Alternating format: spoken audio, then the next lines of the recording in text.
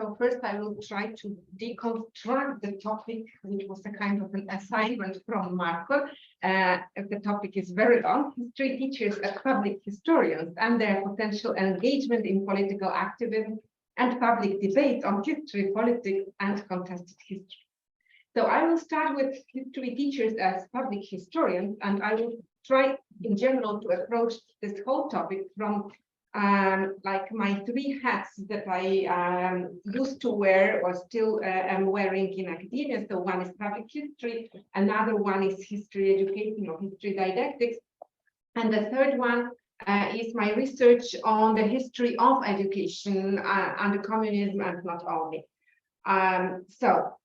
In 2016, together with David Dean, we published a short text in Public History Weekly called Public History and History Education, a Conversation, where we argued that public history and history education deal with similar topics, but are not the same. And we referred to history memory cycle developed by Peter Seixas, which basically presents academic history on the top, and then like grassroots history or memory in the society on the bottom. And then there is this cycle where academics produce historical narratives that go to the public and form their imagination about the past, but also they take the narratives that are in the society, which feed their research by sources, by opinions, by those debates that are ongoing that the academic history tries to engage,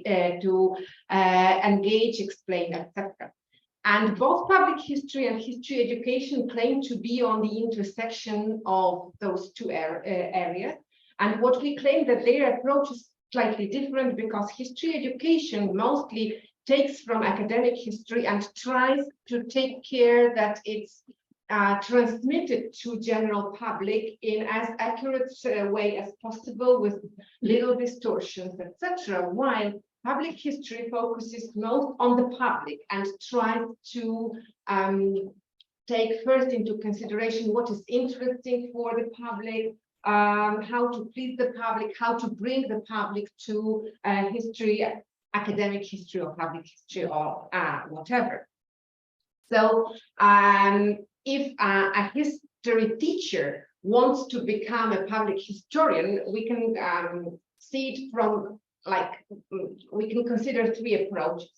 First, the most obvious one probably is when a teacher takes school children to a museum or to a film screening, or uses a video game or a comic book in their teaching. So that's one approach, and I would not to deal too much with it.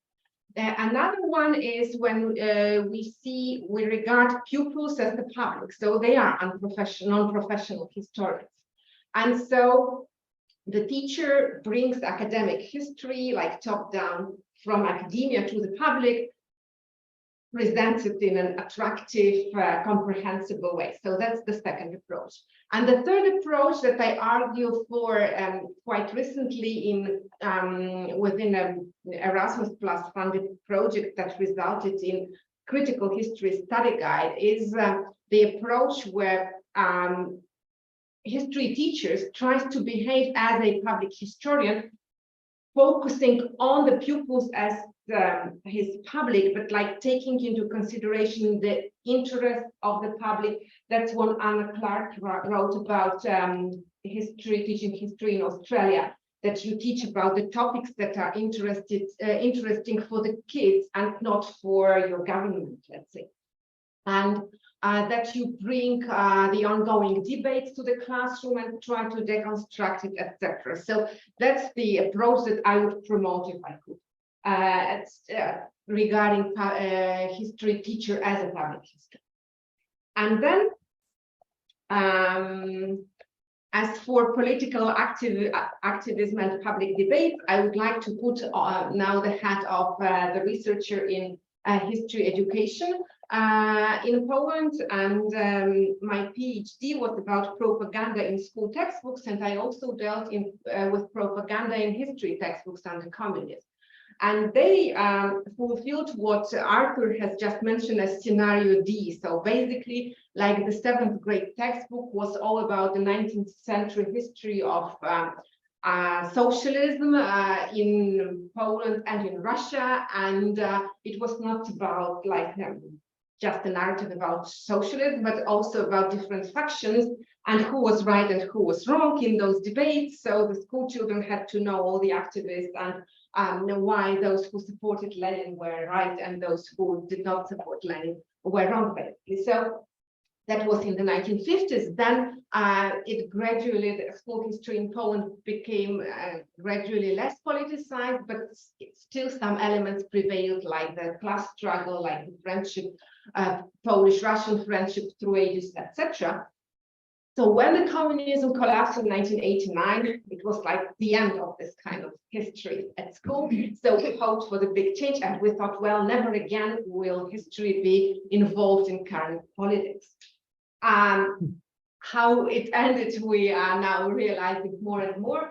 But well, what appeared afterwards, two trends appeared. One was like the upsurge of nationalist view on history. So now not Russia was always right, but Poland was always right. Though it grew really even from anti-communist opposition during the communism. And then some aspect of, again, what Peter Stakes called disciplinary model of history. So how do we know about the past? To work with sources, etc., etc.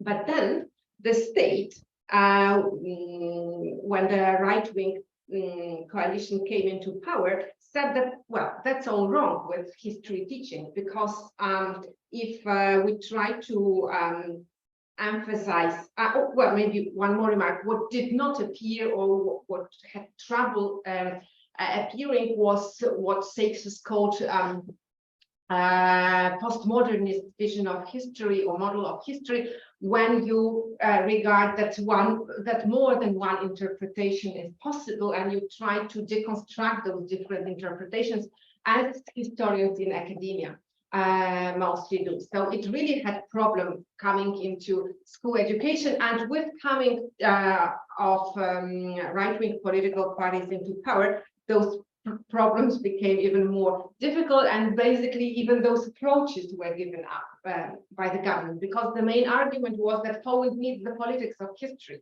because Poland's neighbors have the politics of history, and if we lack one, then we will lose nationally with the kids, because they will not know what to think about the past, and internationally, because the whole world does not know what the correct interpretation of the past is. And so the stronger the politics of history is, the more contested histories are, because all of a sudden, if you don't agree with this official version, then you engage in those contested histories. And so it turns out that with a stronger and stronger politics of history that impacts history education, even a history teacher who is acting professionally like an academic historian who tries to deconstruct those different narratives becomes politically engaged, because being apolitical becomes political in this debate of on history education. And since he is interfering with young people and trying perhaps to open their eyes and taking their perspectives, this third approach of a history teacher as public historian, he becomes this top-down public this bottom-up public historian and a political activist, because he's questioning the dominant politics of history. So in a highly politicized and polarized society, there is almost no way for a teacher not to be politically active. A teacher either supports or contests the politics of history, so he's engaged per se in public debate. History teachers are forced to become public historians in either this top-down model, who transforms academic history and kind of vulgarize it in accordance with the politics of history for their public school children, or they try to educate the public, the school children, and take their different perspectives, deconstruct the debates and contested histories, and becomes like a bottom-up activist of public history. We can say that the concept of public history is broad enough to include both approaches, but if even apolitical becomes political, it sounds like very totalitarian, I would say. That's my pessimist conclusion.